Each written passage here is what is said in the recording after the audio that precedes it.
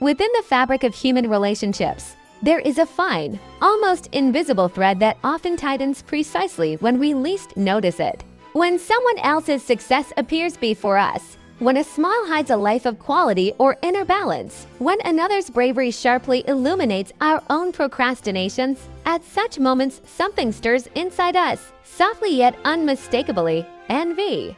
Many people feel ashamed even to acknowledge that this emotion might live within them, as if it were some kind of discrediting mark. If I feel envy, I must not be good enough. But envy is not proof of weakness. It is much more like a mirror the world holds up to us. Sometimes the mirror is distorted, sometimes painful, but it always offers information. And if it tells me something about myself, then it also offers a foothold for change. The trap of comparison. From childhood, we learn to live in relation to one another. Who runs faster? Who manages to tie their shoelaces first? Who receives more praise from the teacher? These tiny comparisons seem harmless, yet they build an internal scale. As adults, this scale doesn't disappear, only the field changes. Social media is the fog machine of modern comparison. Everything appears prettier, better, sharper than reality. And while we scroll through curated images of other people's lives, an emotion emerges within us that we don't like to admit. Why is it so easy for them? Why do things work out for them? But the moment we articulate it, even silently, we begin a path of recognition. Because envy has layers. One layer is the ache of lack. Something is missing in my life. Another is fear. Maybe I'll never have it. And a third is desire. I want that too. Seeing it from the side of desire.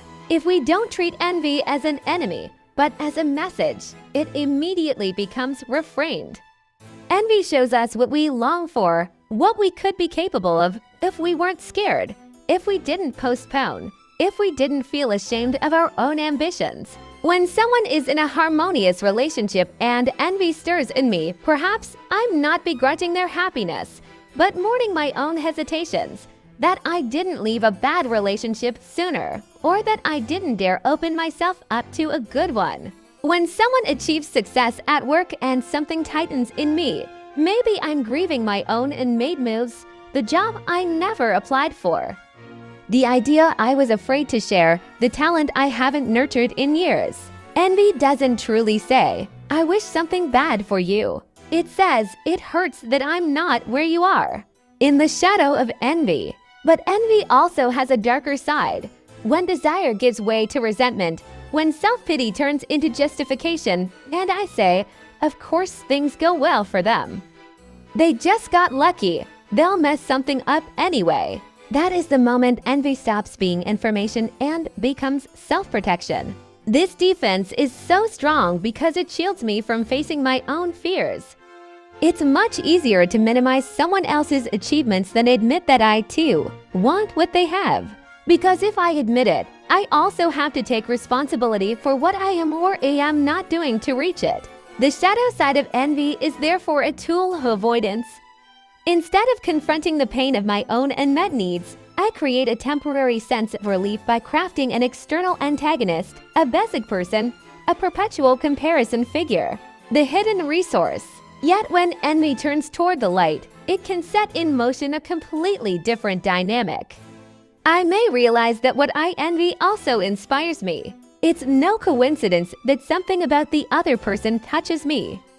Envy often reflects our own talent, our own longing, our own potential. Like hearing a familiar melody somewhere without remembering where it comes from, only sensing that it belongs to me. Some people's success is hard to bear precisely because they took risks we ourselves wanted to take but didn't. In such moments, envy quietly asks, what if you dared to?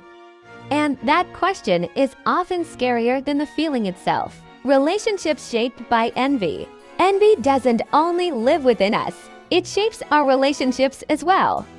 It can be destructive if it secretly breeds resentment or condescension. But it can also be healing if we have the courage to speak honestly about it. Many romances, friendships, and family dynamics carry invisible layers of envy. Who gives more attention? Who receives more recognition? who advances further. Yet we rarely talk about these things because we fear hurting the other. Meanwhile, honesty would dissolve the tension.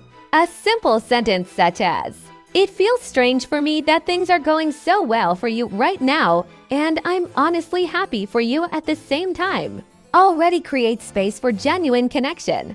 These kinds of sentences don't weaken a relationship. They strengthen it because they let reality rise to the surface. From envy to self-knowledge, envy is ultimately an unusual, often unwelcome teacher. It reveals what values matter to us, where our buried desires lie, and which steps we've been postponing. The longings within us rarely disappear. They merely fall silent.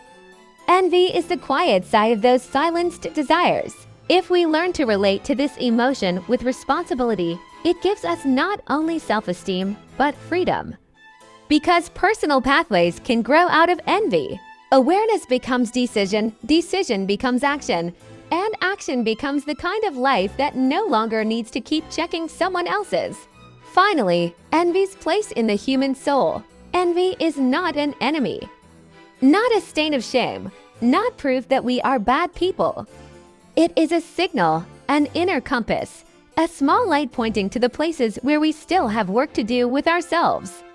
If we understand that behind envy always lie desire, fear, and lack, and that all of these can be shaped with attention, care, and choice, then envy stops destroying and begins building. Because in the end, envy does not say the other person is too much. It says, I could be even more than I am now.